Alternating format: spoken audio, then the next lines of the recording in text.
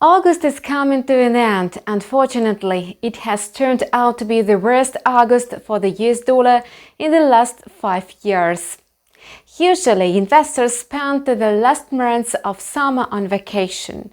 So, to lock in profits, they buy up safe haven currencies such as the US dollar. However, this year the situation is rather different.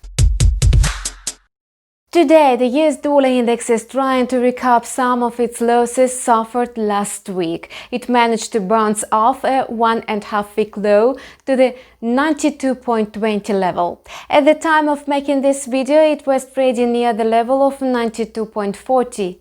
Investors priced in the change in the Federal Reserve's rhetoric during the Jackson Hole Economic Symposium.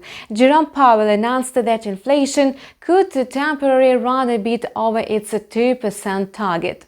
This means that the central bank is unlikely to raise its key rate amid a possible surge in consumer prices, which is certainly bearish for the US dollar. It has already weakened across the board. At the same time, the stock market posted its best month since 1980s. In August, the Dow Jones index rose by 8%, even despite the external headwinds, namely the US-China trade conflict. The dispute between the two countries heated up when Washington ordered China's ByteDance to sell off all its assets in the United States. So, investors are bracing for disappointing data on the non-manufacturing business activity index in the United States and the non-farm payrolls report that is due on Friday. The dollar-yen pair is in the correctional phase after a deep decline. At first, the market was hit by a wave of uncertainty after the resignation of Japan's Prime Minister. However, now many traders are sure that the next Prime Minister will continue Shinzo Abe's policy. This morning, the price started to rise. The pair is likely to test the upper border of the price channel in the area of 106.62. Yet, it may be rather difficult for the pair to reach that level now. This is why it's more likely to break through the Friday low located at 105.33 and decline to the support level of 104.85.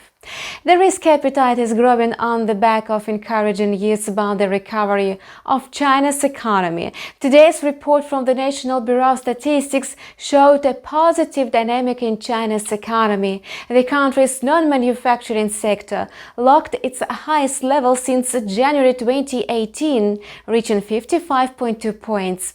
The manufacturing sector in China continued to expand in August, albeit at a slower pace. The figure was shy of the forecast, yet it's still above 50. Risky assets asserted strength amid positive economic news. On Friday, the Aussie added 106 points amid the US dollar's weakness. It almost reached .7395, its highest level since December 2018.